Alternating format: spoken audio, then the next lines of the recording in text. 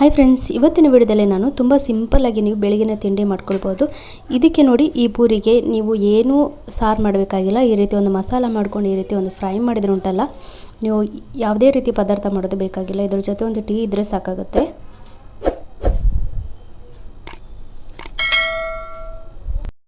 ಬನ್ನಿ ಇವಾಗ ಇದನ್ನು ಹೇಗೆ ಮಾಡೋದು ಅಂತ ನೋಡೋಣ. ಒಂದು 3 ಹಸಿಮೆಣಸಿನ್ಕಾಯಿ, ಒಂದು ಹಿಡಿಯಷ್ಟು ತೆಂಗಿನಕಾಯಿನ ನೀವು ಹಾಕ್ಕೊಳ್ಬೋದು. ಸ್ವಲ್ಪ ಕೊತ್ತಂಬರಿ ಸೊಪ್ಪನ್ನ ಹಾಕ್ಕೊಳ್ತೀನಿ, ಬೇಕಿದ್ದರೆ ಪುದೀನ ಕೂಡ ಹಾಕ್ಕೊಳ್ಬೋದು. ಸ್ವಲ್ಪ ಉಪ್ಪು, 1 ಸ್ಪೂನಷ್ಟು ಕಾರ್ನ್ಫ್ಲವರ್ನ ಹಾಕ್ಕೊಂಡು ಚೆನ್ನಾಗಿ ರುಬ್ಕೊಳ್ಳೋಣ. ಈಗ ನೋಡಿ, ನಾನು ಇದನ್ನು ಚೆನ್ನಾಗಿ ರುಬ್ಕೊಂಡಿದ್ದೀನಿ.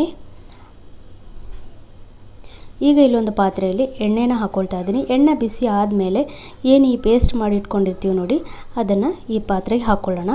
ಅದನ್ನು ನೀರಿನ ಅಂಶ ಎಲ್ಲ ಇಂಗಲಿ ಚೆನ್ನಾಗಿ. ಈಗ ನೋಡಿ, ನೀರಿನ ಅಂಶ ಎಲ್ಲ ಚೆನ್ನಾಗಿ ಇಂಗಿದೆ, ಆದರೂ ಸ್ವಲ್ಪ ಅಂಟಂಟಿದೆ ಇದು ನೋಡಿ. ಹಾಗಾಗಿ ಇದಕ್ಕೆ 1 ಸ್ಪೂನಷ್ಟು ಕಡಲೆ ಹಿಟ್ಟು ಹಾಕ್ಕೊಳ್ಳೋಣ. ಕಡಲೆ ಹಿಟ್ಟು ಹಾಕೋದ್ರಿಂದ ನೀರಿನ ಅಂಶ ಚೆನ್ನಾಗಿ ಎಳ್ಕೊಂಡು ಒಂದು ಉಂಡೆ ಕಟ್ಟುವುದಕ್ಕೆ ಬರುತ್ತೆ ಇದು. ಆ ಮಸಾಲನ ನಾವು ಸೈಡಲ್ಲಿ ಎತ್ತಿಟ್ಕೊಳ್ಳೋಣ. ಈಗ ಇಲ್ಲಿ ಒಂದು 2 ಕಪ್ಪಷ್ಟು ಗೋಧಿ ಹಿಟ್ಟನ್ನು ಹಾಕ್ಕೊಳ್ತಾ ಇದ್ದೀನಿ. ಬೇಕಿದ್ರೆ ನೀವು ಮೈದಾ ಕೂಡ ಹಾಕ್ಕೊಳ್ಬೋದು. ರುಚಿಗೆ ತಕ್ಕಷ್ಟು ಉಪ್ಪು ಹಾಕಿ ಚಪಾತಿ ಹಿಟ್ಟಿಗೆ ಯಾವ ರೀತಿ ಕಲಿಸ್ಕೊಳ್ತೀವಿ ನೋಡಿ, ಅದೇ ರೀತಿಯಾಗಿ ನೀವು ಇದನ್ನು ಕಲಿಸ್ಬೇಕಾಗತ್ತೆ. ಸ್ವಲ್ಪ ಗಟ್ಟಿ ಇರಲಿ, ತೆಳು ಆಗೋದು ಬೇಡ ಹಿಟ್ಟು. ಈಗ ನೋಡಿ, ಇದು ಚೆನ್ನಾಗಿ ತಣ್ಣಗಾಗಿದೆ. ಈಗ ನಾವು ಇದು ನೋಡಿ, ಈ ರೀತಿ ಉಂಡೆ ಮಾಡಿದರೆ ಚೆನ್ನಾಗಿ ಉಂಡೆ ಥರ ನಿಲ್ಲಬೇಕು.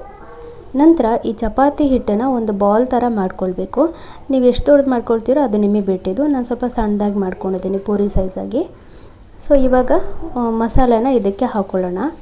ಇದಕ್ಕೆ ಯಾಕೆ ಸಾರು ಬೇಡ ಅಂತ ಅಂತೀನಿ ಅಂದರೆ, ನಾವು ಈ ಖಾರ ಎಲ್ಲ ಹಾಕಿರೋದ್ರಿಂದ ಒಳಗೆ ಚಟ್ನಿ ಥರ ಕ್ರಿಸ್ಪಿ ಟೇಸ್ಟಿಯಾಗಿರುತ್ತೆ. ಬೇಕಿದ್ದರೆ ನೀವು ಸಾಸ್ನ ಹಾಕ್ಕೊಳ್ಬೋದು. ಈಗ ನೋಡ್ತಿದ್ದಂಗೆ ಉಂಡೆ ರೆಡಿಯಾಗಿದೆ. ಇನ್ನೊಂದು ಇದೇ ರೀತಿ ಮಾಡ್ಕೊಳ್ಳೋಣ. ಚೆನ್ನಾಗಿ ಕವರ್ ಮಾಡ್ಕೊಳ್ಳಿ, ಯಾಕೆಂದರೆ ನಾವು ಎಣ್ಣೆಯಲ್ಲಿ ಹಾಕುವಾಗ ಎಣ್ಣೆಯಲ್ಲಿ ಬಿಡಬಾರ್ದು ಇದು. ಇವಾಗ ನಾವು ಇದನ್ನು ಸ್ವಲ್ಪ ಕೆಳಗಡೆ ಎಣ್ಣೆ ಹಾಕಿ ಲಟ್ಟಿಸ್ಕೊಳ್ಳೋಣ. ತುಂಬ ತೆಳುವಾಗಿರಬಾರ್ದು, ತುಂಬ ದಪ್ಪನೂ ಇರಬಾರ್ದು, ಮೀಡಿಯಮಾಗಿ ಲಟ್ಟಿಸ್ಕೊಳ್ಳಿ. ನೋಡಿ, ಇವಾಗ ಇದು ರೆಡಿಯಾಗಿದೆ. ಇದೇ ರೀತಿ ನಾನು ಮತ್ತೊಂದನ್ನ ರೆಡಿ ಮಾಡ್ಕೊಳ್ತೀನಿ.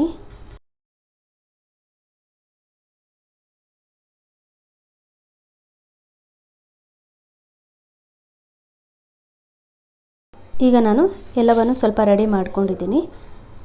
ಈಗ ಬಿಸಿ ಎಣ್ಣೆಗೆ ಇದನ್ನು ಹಾಕ್ಕೊಳ್ಳೋಣ. ಹೈ ಫ್ಲೇಮಲ್ಲಿ ಇಟ್ಟು ಇದನ್ನು ನೀವು ಫ್ರೈ ಮಾಡ್ಕೊಳ್ಬಾರ್ದು, ಯಾಕೆಂತಂದರೆ ಆಲ್ರೆಡಿ ನಾವು ಇದಕ್ಕೆ ದಪ್ಪ ಇರೋದ್ರಿಂದಾಗಿ ಒಳಗಡೆ ಎಲ್ಲ ಚೆನ್ನಾಗಿ ಫ್ರೈ ಮಾಡಬೇಕು. ಹಾಗಾಗಿ ಮೀಡಿಯಮ್ ಫ್ಲೇಮಲ್ಲಿ ಇಟ್ಟು ನೀವು ಇದನ್ನು 2-3 ಸರಿ ತಿರುವು ಹಾಕಿ ಫ್ರೈ ಮಾಡ್ಕೊಳ್ಬೇಕಾಗತ್ತೆ. ಈಗ ನೋಡಿ, ಇದು ಚೆನ್ನಾಗಿ ಉಬ್ಬಿ ಬಂದಿದೆ. ಇವಾಗ ನಾವು ಇದನ್ನು ತೆಗೆದುಕೊಳ್ಳೋಣ. ನಾವು ಇದೇ ರೀತಿ ಎಲ್ಲವನ್ನು ಕೂಡ ಫ್ರೈ ಮಾಡ್ಕೊಳ್ಳೋಣ. ಇವಾಗ ನೀವು ನೋಡ್ತಾ ಇರ್ಬೋದು, ನಾನು ಎಲ್ಲವನ್ನೂ ಫ್ರೈ ಮಾಡ್ಕೊಂಡಿದ್ದೀನಿ.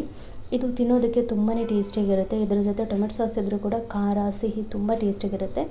ನೀವು ಇದನ್ನು ಸಾರು ಏನು ಇಲ್ಲದೇ ಟೀ ಜೊತೆ ಕೂಡ ತಿನ್ಬೋದು. ಇವತ್ತಿನ ಈ ವಿಡಿಯೋ ಹೇಗೆ ಅನ್ನಿಸ್ತು? ಇಷ್ಟ ಆದರೆ ಒಂದು ಲೈಕ್, ಶೇರ್, ಸಬ್ಸ್ಕ್ರೈಬ್ ಮಾಡೋದನ್ನು ಮರಿಬೇಡಿ.